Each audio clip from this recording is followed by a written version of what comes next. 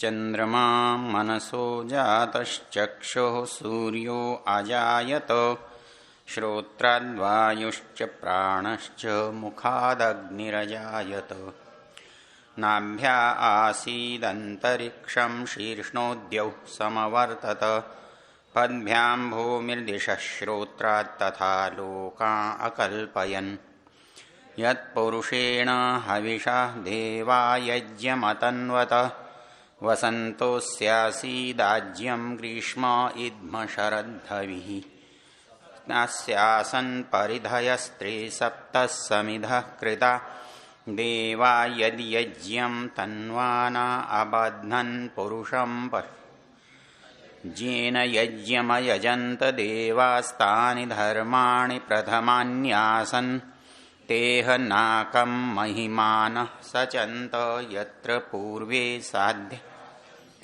इवा अद्भ्यः संभृतः पृथिव्यैरसाच्च विश्वकर्मणः समवर्तताग्रे तस्य त्वष्टा विदधद्रूपमीति तन्मर्त्यस्य देवत्वमाजानमग्रे वेदाहमेतं पुरुषं महान्तम् आदित्यवर्णं तमसः परस्तात् तमेव विदित्वातिमृत्युमीति नान्यः पन्था विद्यते अयनाय प्रजापतिश्चरति गर्भे अन्तर्जायमानो बहुधा विजायते तस्य योनिं परिपश्यन्ति धीरास्तस्मिन्हतस्थुर्भुवनानि विश्वा यो देवेभ्य आतपति यो देवानां पुरोहितः पूर्वो यो देवेभ्यो जातो नमो रुचाय ब्राह्मये रुचं ब्राह्मं जनयन्तो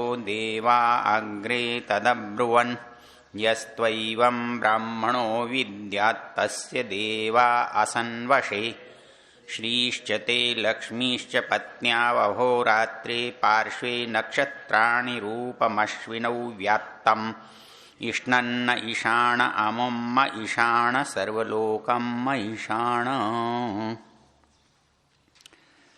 स्वामी जी महाराज वानप्रस्थी महानुभाव, आदर सम्मान के योग्य माताओं बहनों, ब्रह्मचारियों, आचार्य महानुभाव,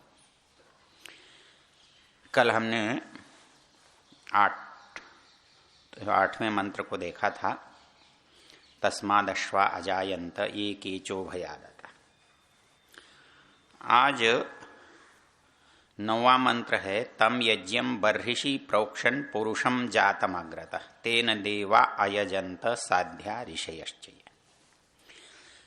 इसमें मुख्य शब्द है बर्हिषि प्रोक्षण, मतलब प्रकरण चल रहा है यज्ञम, अर्थात एक यज्ञ क्रिया है।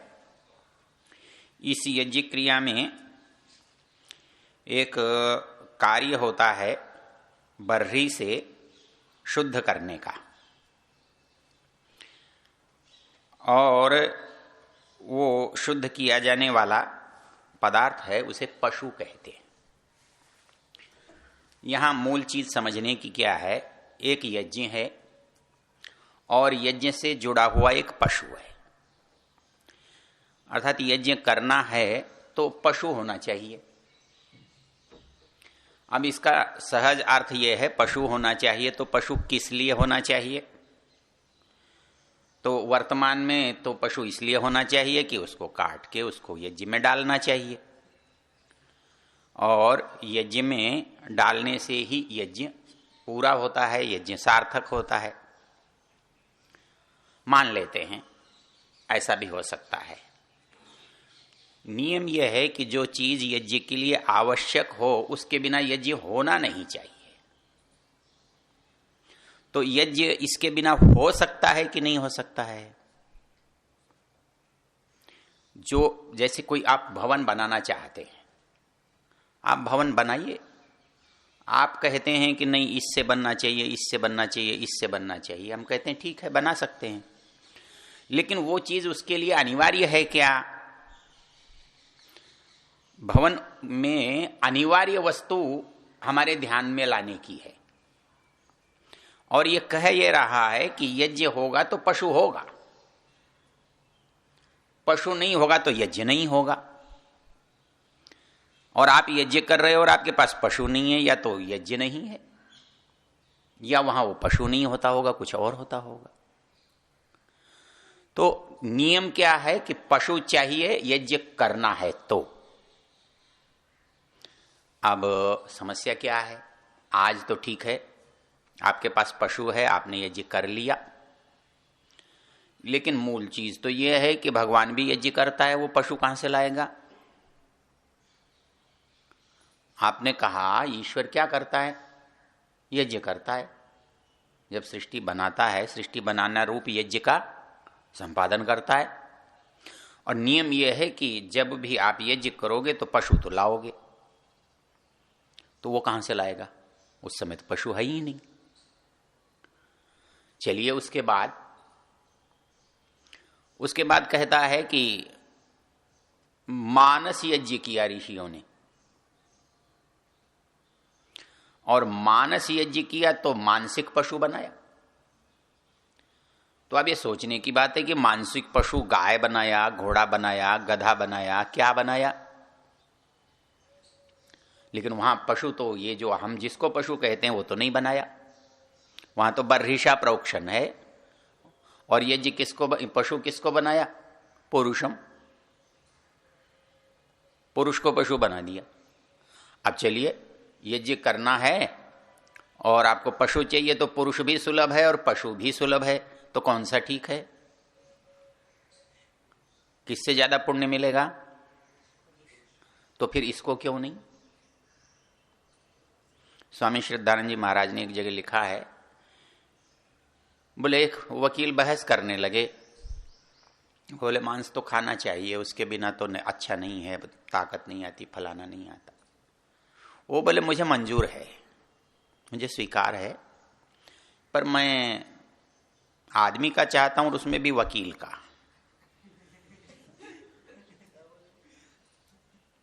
आदमी का चाहिए, ये कहां लिखा है आदमी का नहीं खाना है, मांस खाना लिखा है, क्योंकि वहां तो विकल्प है।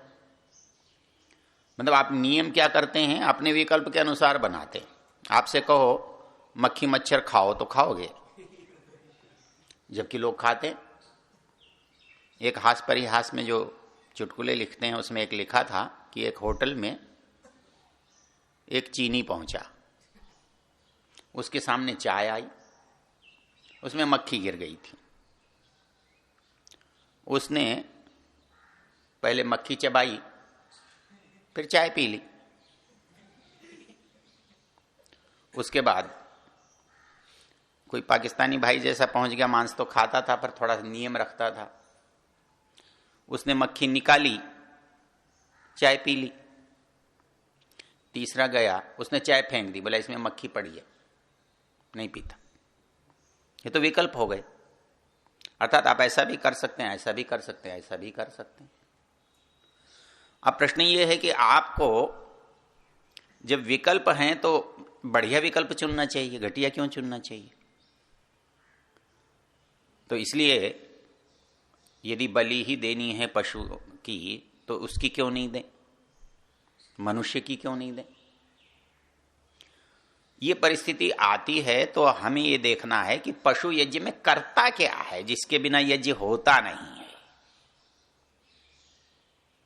क्योंकि यज्ञ होने के लिए जो सामग्री चाहिए जिससे यज्ञ संपादित होता है, वो सामग्री नहीं हुई तो यज्ञ संपन्न नहीं होगा या अच्छा नहीं होगा। अच्छी सामग्री नहीं होगी तो यज्ञ नहीं हो पाएगा। तो यज्ञ न हो पाए वो सामग्री पशु है। यदि पशु के बिना यज्ञ होता है तो पशु यज्ञ की सामग्री नहीं है। यज्ञ करने के लिए पशु का होना अनिवार्य है।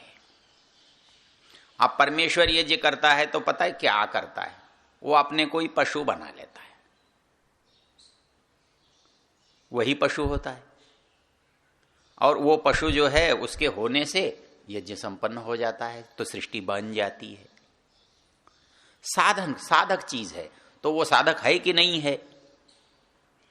यदि परमेश्वर इस संसार की रचना में सक्रिय भागीदारी न करे तो संसार नहीं बनेगा। तो यज्ञ करने के लिए जो विशेष चीज है वो किससे प्राप्त करोगे? अच्छा, जिससे प्राप्त करोगे उसे ही पशु कह दो, क्या अंतर पड़ता है? इसमें क्या परेशानी है? जैसे आगे इसमें देखोगे, तेन अयजंत साध्या ऋषयश्चय। अब ऋषियों ने, देवों ने, साध्यों ने यज्ञ किया और यज्ञ से मानस यज्ञ किया। बाह्य यज्ञ करते तो बाह्य पशु डालते। अब मानस यज्ञ किया तो यदि पशु ही अभिप्रेत होता तो जैसा मैंने कहा कि वही पशु कल्पित होना चाहिए। चलिए मानस में कर लेते हैं, मानस में यज्ञ में करते हैं तो मानस में घोड़ा कर सकते हैं, मानस में गाय कर सकते हैं, गधा कर सकते हैं, आदमी कर सकते हैं, लेकिन वहां मानस यज्ञ में पशु तो किया ही नहीं। वहां उन्होंने क्या किया कि वो कहते हैं बर्हिषा प्रोक्षण, उन्होंने अपनी आत्मा को ही पशु बना दिया। अब क्या करोगे? यजमान को अपनी आत्मा को पशु बनाना चाहिए तो आहुति किसकी होगी? यजमान की हो जाएगी। तो अब इसमें एक रोचक चीज तथ्य क्या है? बर्हिषा प्रोक्षण। ये बर्ही क्या चीज है? बर्ही क्या होता है? नहीं जानते। कुशा को कहते हैं। और कुशा जो है, कुशा देखिए आप लोगों ने कैसी होती है? उसके पत्ते दोनों तरफ से इतने तेज होते हैं कि हाथ को काट देते हैं। हिंदी में डाब कहते हैं उसे, डाबी कहते हैं ना। तो डाब जो होती है वो आसानी से कटती नहीं, आसानी से उखड़ती नहीं। यज्ञ में उसके आसन का विधान है और प्रोक्षण पात्र जो बनाते हैं उसकी अंगूठियां या उसके वो बना करके उससे छिड़कते हैं, पानी छिड़कते हैं। बर्हिषा प्रोक्षण मतलब बर्री से उसको सींचते हैं, धोते हैं, छींटे लगाते हैं, पवित्र करते हैं। यहां एक और ध्यान रख लो, डाब जो है वो सबके लिए संभव नहीं है कि सब ले आए उसे, सब उसका उपयोग कर ले, सब उसे काट ले। तो इसलिए किसी काम को करते करते उस काम के करने वाले से कोई शब्द बन जाता है। गुरुजी ने कहा जाओ हवन के लिए बर्री, डाब, कुशा लेकर आओ। तो कुछ ब्रह्मचारी गए, वो अपने हाथ काट लाए। बोले ऐसे नहीं, कोई समझदार जाओ। उन्होंने समझदार को भेजा, उसने समझदारी से काटा, उसका हाथ नहीं कटा। तो वो उसी को कुशा के लिए लाने के लिए लगा दिया। उसका नाम क्या हो गया? कुशल। जो अपने यहां कुशल शब्द है ना, चतुर को कहते हो। चतुर को कुशल कहते क्यों हो? कुशल का अर्थ कुशल बना क्यों? कुशान लाती, जिसमें इतनी अक्ल बुद्धि हो जो कुशा को ला सके। मतलब मूर्खता से अपने हाथ पैर कटवा के ना आए। तो इसलिए इसका नाम पड़ा कुशल। तो वो कुशल महत्वपूर्ण वनस्पति हुई। तो ये कहता है कि उसको बर्हिषा, कुशा से पवित्र करो। अब यहां आप अपने शरीर को कुशा से पवित्र कर लेते हो, पशु को भी आप कुशा से पवित्र कर लेते हो। कैसे करते हो? एक मंत्र है यजुर्वेद का, कौन सा है? वाचमते, वाचमते शुंधामी, प्राणम ते शुंधामी, चक्षुस्ते शुंधामी, श्रोत्रम ते शुंधामी। तो वो शुंधामी कह के छींटे जो देता है, वहां तो बकरे पर देते हैं ये लोग। बकरे पर देने में क्या परेशानी आती है? इस मंत्र में जो चीजें गिनाई हैं, भाई आंख साफ कर दो, ठीक है, पवित्र कर दो, पैर पवित्र कर दो, मुंह पवित्र कर दो, लेकिन एक चीज इसमें ऐसी पड़ी है, उसको कैसे पवित्र करोगे? नहीं, चरित्रास्ते शुंधानी। अब बकरे का चरित्र कैसे शोधोगे भाई? है? उसका है कोई, या मतलब उसका चरित्र कोई बिगड़ा हुआ है किसी पशु का चरित्र बिगड़ा होता है क्या? चरित्र तो मनुष्य का बनता और बिगड़ता है, पशु का तो बनता बिगड़ता नहीं है। लेकिन मंत्र कह रहा है चरित्रांस्ते शुंदानी। तो शोधन किसका? जिसका संभव है उसका ही तो करोगे, जिसका संभव नहीं है उसका क्या करोगे? तो यहां कहता है बर्हिषा प्रोक्षण। तो किसको पवित्र किया? अब बर्हिषा का अर्थ डाब होता है, तो मानस यज्ञ में डाब क्या है? तो उवट और महीधर ने जो अर्थ किया, बाकी लोगों ने भी वही किया। वो कहता है प्राणायामेन दीपिता। बर्ही क्या है? प्राणायाम। मतलब आत्मा को शुद्ध कैसे किया जाता है? प्राणायाम से। इसके लिए मंत्र बोलो, दह्यन्ते, पूरा, दह्यन्ते ध्मायमानानां धातूनां हि यथामला तथेन्द्रियाणां दह्यन्ते दोषा प्राणस्य निग्रहात्।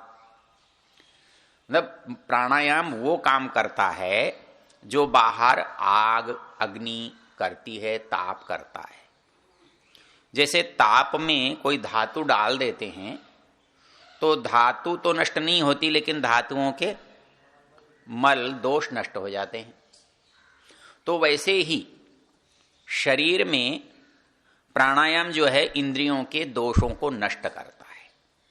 दह्यन्ते ध्मायमानानां धातूनां ही यथामला। जैसे धोकनी के चलाने से भट्टी में पड़ी हुई धातुओं के मल दूर हो जाते हैं, तथेन्द्रियाणाम दह्यन्ते दोषा प्राणस्य निग्रहात्। प्राण के नियंत्रण से इंद्रियों के दोषों का निराकरण होता है। तो इसलिए वो कहता है कि अब ये पशु को पवित्र करना है, तो पशु कौन है? आत्मा। तो इस आत्मा को पवित्र करने के लिए साधकों ने क्या किया? प्राणायाम किया। बर्हिषा प्राणायामेन दीपिता। प्राणायाम से प्रदीप्त हुए। तो कोई चीज प्रदीप्त कब होती है? जितनी निष्कलंक होती है, निष्पाप होती है, पवित्र होती है, शुद्ध होती है, उतनी दीप्त होती है। तो दीप्ति का संबंध पवित्रता से है। तो उस पवित्रता के जो कारक हैं, तो यज्ञ में पवित्रता का कारक क्या है? यज्ञ का यज्ञत्व किसमें वस्तु में निहित है? वो उसका पशु है। तुम तो मीमांसा पढ़ते हो, उसमें पशु पता नहीं क्या है, कुछ है? अब इसमें तो यही लिखा है। तो बर्हिषा प्रोक्षण। अब बर्हि का अर्थ भिन्न भिन्न स्थानों पर भिन्न भिन्न हो जाएगा। तो यहां ये कहता है तम यज्ञम बर्हिषि प्रोक्षण पुरुषम जातमग्रतः। अब यहां यज्ञ से पुरुष हुआ है कि पुरुष यज्ञ कर रहा है? हाँ, इसलिए कि कौन से शब्द से अर्थ निकालोगे? अग्रत। अग्रत मतलब पहले। जब काम करने लगे तब पहले क्या था? जब काम करेंगे तो पहले उसकी सामग्री होगी, उसका कर्ता होगा। तो यज्ञ करेंगे तो यज्ञ की सामग्री होगी, यजमान होगा। तो इन्होंने अब वहां यज्ञ का कर्ता भी स्वयं है और यज्ञ की सामग्री भी स्वयं ही है। तो जो पुरुषम अग्रतः जातम, जो पहले से विद्यमान है, उस पुरुष को उन्होंने क्या किया? बर्हिषि प्रोक्षण। उस यज्ञ के संपादित करते समय जो चीजें थी उनको पहले शुद्ध कर लेना चाहिए ना भाई। यजमान शुद्ध होता है, यज्ञशाला शुद्ध होती है, पात्र शुद्ध होते हैं, घी सामग्री शुद्ध कर लेते हैं, समिधा ठीक कर लेते हैं। मतलब उस एक पवित्र कार्य को करने से पहले उसकी जो साधक चीजें हैं, उसके उपाय हैं, वो भी पवित्र व्यवस्थित किए जाते हैं। तो ये कहता है तम यज्ञम अग्रतः जातम पुरुषन बर्हिषि प्रोक्षण। उस यज्ञ में, उस यज्ञ को करने के लिए जिन्होंने जो पुरुष उत्पन्न किया, जो पुरुष लाए, जिसको पशु बनाया, उसको बर्हिषि प्रोक्षण, उसको उन्होंने बर्हि से पवित्र किया, अर्थात प्राणायाम से। अर्थात जब आप जो करने जा रहे हैं उस समय आपकी पात्रता हो गई। तेन देवा अयजंत साध्या ऋषयश्च ये। तेन देवा अयजंत साध्या अयजंत ऋषय अयजंत। और इसका मतलब क्या हुआ? इतनी चीजें गिनाने का मतलब अर्थ क्या है? देवता ने यज्ञ किया इतना कह देना पर्याप्त था। देवा अयजंत साध्या अयजंत ऋषय अयजंत, ये तीन प्रतिनिधि किसके हैं? हाँ, देवा ऋषय साध्या। अब स्वामी जी महाराज क्या कहते हैं? देवा विद्वांस अयजंत, साध्या योगाभ्यासेदिकम कुर्वन्तो ज्ञानिनः अयजंत, ऋषय मंत्रार्थविद अयजंत। अर्थात हमारे पास जो परिस्थिति में जो जो लोग हैं, जो समझदार हैं, तो यहां तीन समझदार दिखा दिए। और उन तीनों में जो देव हैं वो, जो साध्य हैं वो, और जो ऋषि हैं वो। हम मनुष्य लोग अनुसरण करते हैं किसका? देवों का, ऋषियों का, विद्वानों का। तो हम तो वो करेंगे, वो अभी हमारा प्रमाण नहीं है। हमने जैसा किया वैसा दूसरा करे, ये प्रमाण नहीं है। प्रमाण कोटि में नहीं आते हम। प्रमाण कोटि में देव आते हैं, प्रमाण कोटि में ऋषि आते हैं, प्रमाण कोटि में साध्य आते हैं, मनुष्य नहीं। तो प्रमाण कोटि में आने वाले लोग जैसा करते हैं वैसा हम करते हैं, वैसा हम करें। तो इसलिए यहां तीन उदाहरण इसने दिए। ऋषि की परिभाषा वैसे स्वामी दयानंद जी महाराज ने क्या की है? ऋग्वेद आदि भाष्य भूमिका में ऋषि का एक बहुत अच्छा अर्थ किया है। वो विद्वान से किस अर्थ में भिन्न है? विद्वान से किस अर्थ में भिन्न है? विद्वान ऋषि क्यों नहीं? मंत्रार्थ, मंत्र के अर्थ को वो अच्छी तरह देख ले तो ऋषि नहीं हो जाएगा? मंत्र को जान ले तो क्या ऋषि नहीं हो जाएगा? ऋषय मतलब ऐसा है कि इसके लिए वो चरक वाली पंक्ति याद करो जो मैंने लिखाई थी कभी।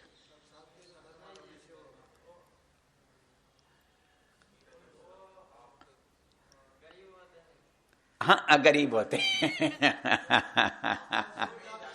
वो बिल्कुल ठीक है वो। हाँ, आपता शिष्टा। वो कहता है रजस तमोभ्याम निवृत्ता। ऋषि वो है जिसके अंदर से रजोगुण और तमोगुण चला गया। हम मनुष्य रजोगुण तमोगुण से युक्त होते हैं। इतना ही अंतर होता है, किसी में कम, किसी में अधिक, किसी न्यून है, कहीं अधिक है। लेकिन हमारे पास ऐसा नहीं है कि हम रजोगुण या तमोगुण से सर्वथा रहित हो जाए। सर्वथा रहित का मतलब ये नहीं है कि उनमें होता ही नहीं है, क्योंकि जब तक संसार का कोई भी पदार्थ होगा तब तक उसमें सतोगुण रजोगुण तमोगुण तो होगा ही।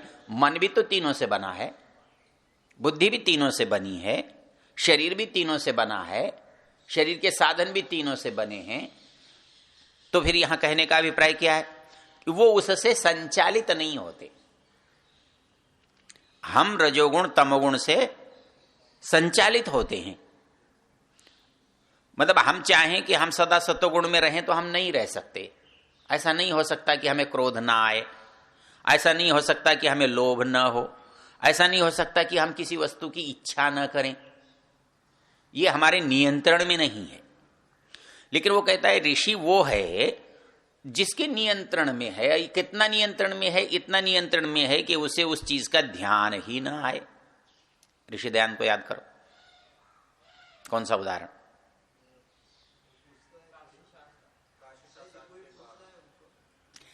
एक आदमी उनसे पूछता है, स्वामी जी आप ये खाते हो, ये पीते हो, ऐसा करते हो, आपको कभी वासना ने तंग नहीं किया? पूछा, क्या दिया उत्तर उन्होंने? वो बोले हो सकता है आई होगी, दरवाजे पर खड़ी रही होगी, मैं काम में व्यस्त था, तो आप गए किसी से मिलने और भला आदमी सिर उठाकर नहीं देखे तो आप क्या करोगे? वापस चले जाओगे। मतलब नियम क्या है? आपकी जो दुष्प्रवृत्तियां हैं उनको रोकने का उपाय धक्का देना नहीं है, मोड़ देना है। मतलब उसका मतलब आपके मन में विचार आया और आप उसे रोकें, ये तो कोई बात ही नहीं हुई। मतलब हमारा प्रारंभ और हमारा मध्य और हमारा अंत होता क्या है? हम कम धार्मिक हैं, धार्मिक नहीं हैं, तो किसी की कोई चीज ले लेते हैं, उठा लेते हैं, हमें अनुभव ही नहीं होता कि हमने कुछ गलत किया है। ले लिया तो क्या हो गया, वो कहेगा जी खाने की चीजें उठा ली तो क्या हो गया, अजी क्या हो गया, छोटी मोटी चीजें हैं, इन बातों में क्या रखा है। लेकिन मुश्किल क्या होती है, मुश्किल तब होती है जब आप इस चिंतन के रास्ते पर चलते हो। आपको लगने लगता है आपने उठा ली, उठाने के बाद यदि आपको यह ध्यान आ गया कि उठाना तो यार गलत है, ये आपकी दूसरी स्थिति है, तब आपने उसे वापस रख दिया या फिर पूछने चले गए भैया ले लूं। हम पहली परिस्थिति से निकल भी गए तो दूसरी परिस्थिति में तो हर समय जीते हैं। लेकिन कहता है तीसरी परिस्थिति होनी चाहिए, लेने की इच्छा न होना। इसके लिए मैंने आपको एक उदाहरण सुनाया था, इसका अक्षरधाम वाला। नारायण स्वामी नारायणवाद संप्रदाय वालों ने एक वहां चित्र बनाया हुआ है। वो कहते हैं कि स्वामी नारायण ने जब लोगों को उपदेश दिया तो गांव के गरीबों को भी दिया। अकाल पड़ गया तो बहुत जो गरीब थे, एक पति और पत्नी, उन्होंने सोचा अब गांव में मजदूरी तो मिलती नहीं, क्या करें, चलो दूसरे गांव चलते। तो दो चार जो अपने बर्तन और सामान था, कपड़े, उसको सिर पर रखा और चल दी। जाते जाते आदमी ने देखा कि रास्ते में कोई चीज पड़ी है और चमक रही है। तो चमकने वाली चीज पर सहज ध्यान जाता है। वो बैठा और उसने उस चमकने वाली चीज पर मिट्टी डाल दी। पत्नी ने पूछा क्या कर रहे हो? बोले कुछ नहीं, ऐसे ही कर रहा हूं। अरे बोले तुम समझते नहीं हो, मिट्टी पर मिट्टी क्यों डाल रहे हो? बोले जब से मैं स्वामी जी के उपदेश सुनने लगी मुझे ये चीजें आकर्षित नहीं करती। ये भी मिट्टी है और वो भी मिट्टी है, फिर मिट्टी पर मिट्टी डालने का क्या मतलब है? जो हमारी तीसरी परिस्थिति है वो उसमें अंतर नहीं करती। चीज तो दुनिया में बहुत है। जो सामान्य व्यक्ति होता है हर चीज को अलग दृष्टि से देखता है, अलग करके देखता है। सब वस्तुओं से उस वस्तु को अलग करके देखता है। लेकिन जब मेरी बुद्धि सहज होती है तो मुझे किसी वस्तु में कुछ भी फर्क दिखाई नहीं देता। मतलब वो उसका सोना है या लोहा है या मिट्टी है, ये फर्क मुझे मालूम हो रहा है तो मेरी मनोदशा बोल रही है कि मैं इसके अंतर को देख रहा हूं। इसका मूल्य किसका कम है, किसका ज्यादा है, कौन लाभदायक है, कौन नुकसान करने वाली है, किसको लेना चाहिए। ये जो चिंतन कब आया? जब मैंने उनमें विभेद किया। ये विभेद जो है वो मुझे अलग अलग काम करने के लिए प्रेरित करता है। और यदि मेरे पास विभेद ही समाप्त हो जाए तो मुझे कोई चीज अच्छी लगती कब है? जब वो दूसरों से पृथक होती है, पृथक दिखाई देती है। और यदि वो पृथक दिखाई देनी बंद हो जाए तो फिर अच्छी लगेगी नहीं, सामान्य लगेगी। और सामान्य लगेगी तो सामान्य वस्तु पर किसी का ध्यान जाता है। जब तक तो कोई चीज सामान्य है उस पर किसी का ध्यान जाता ही नहीं है। तो सामान्य वस्तु मेरी समझने की बुद्धि, मैं इसमें सामान्यता का अनुभव करूं, ये मेरा है, ये पराया है, ये अच्छा है, ये बुरा है, ये पशु है, ये मनुष्य है, ये जड़ है, ये चेतन है। एक बुद्धि मेरी ये हो सकती है कि ये सब ईश्वरीय है, कुछ भी नहीं है। एक सामान्य बुद्धि पैदा हो सकती है ना। और जब सामान्य बुद्धि पैदा होती है तो दर्शन की भाषा बोलो तो सामान्यम सामान्यमेकत्वकरम विशेषस्तु पृथकत्वकृत तुल्यार्थता ही सामान्यम विशेषस्तु विपर्ययः। जहां जहां सामान्यता होगी वहां वहां एकत्वम, एक जैसा। अब विशेष करने लगोगे तो अंतर आ जाएगा, ये मेरा, ये दूसरे का, ये अच्छा, ये बुरा, ये महंगा, ये सस्ता, ये सुंदर, ये कुरूप। तो ये कहता है कि वो जो स्थितियां है विद्वान, साध्य और ऋषि, मतलब एक ज्ञानपूर्वक समझ रहा है, एक समझ चुका है, एक के पास ये बात है ही नहीं, वो तो बहुत आगे चला गया है। तो ऐसे जो लोग जिस बात को करते हैं वैसा हमें करना चाहिए, और वो करना जो है क्या होगा, यज्ञ होगा। उसमें जो पशु है वो हमारा आत्मा है, उसका शोधन करने से ही हम यज्ञ कर सकते हैं। चलिए धन्यवाद। हाँ बताओ। आपने ये स्वामी जी सभी स्थान में अतिथि को स्वागत करना चाहिए, अतिथि भव इसे लिखते हैं। तो आपने कहा कि स्वामी जी, वो तो स्वामी जी के पास अतिथि के रूप में आए थे। कौन है? जो वासना है ऐसा करवा दिया नहीं, आज करवा दिया नहीं। करवा दिया क्या? उन्होंने कहा था कि तू आया है चला जा, कहा था,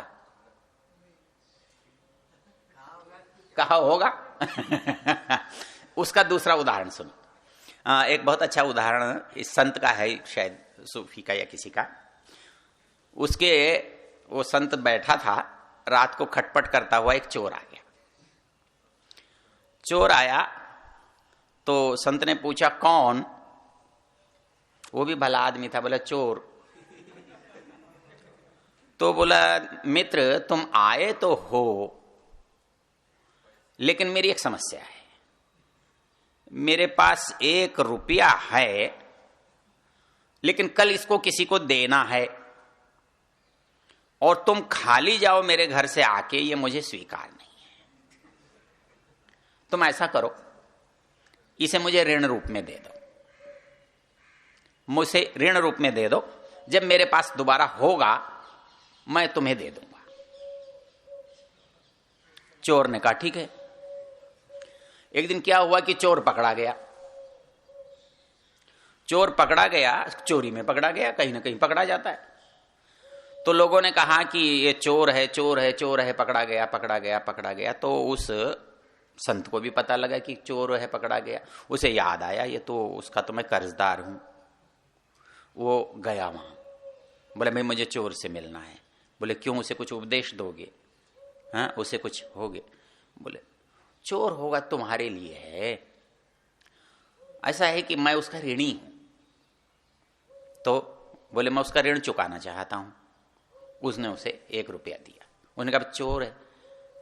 बोले ये आवश्यकता से आया था और मैं इसकी आवश्यकता पूरी नहीं कर पाया था, इसलिए मैं इसका ऋणी हूं, मैं तो ऋण चुकाने आया हूं, तुम्हारे लिए चोर होगा। तो क्या है वहां, क्या है विचार है, यहां क्या है व्यक्ति है। दोनों को एक कर दोगे, विचार को व्यक्ति को एक कर दोगे, तो प्रतीक है वो। प्रतीक को प्रतीक की तरह समझोगे तो अर्थ बनेगा, या प्रतीक को पशु को फिर पशु बनाना पड़ेगा तुम्हें, फिर क्या करोगे? ये मैंने एक व्यक्ति से रेल में कहा, वो कहने लगा जी मांस पर बात चली। बोले मेरी पत्नी मांस नहीं खाती थी, मैंने वो खाना सिखा दिया। मैंने कहा भैया ये तो बुरा किया। मैंने कहा पशु के साथ आप अन्याय करते हो। पता है वो क्या कहता है? मैं तो मुर्गे को पालता हूं, तब उसे कह देता हूं भाई तुझे खाना है। अब ये समझने की बात है ना। तो बात के संदर्भ में आप लोगे तो आपको बात स्पष्ट हो जाएगी। ठीक है, चल शांति पाठ। ओम द्यौः शांतिरंतरिक्षं शांति पृथिवी शांतिराप शांतिरोषधयः शांति वनस्पतयः शांतिर्विश्वे देवा शांतिर्ब्रह्म शांति सर्वं शांति शांतिरेव शांति सामा शांतिरेधि। ओम शांति शांति शांति। ओम।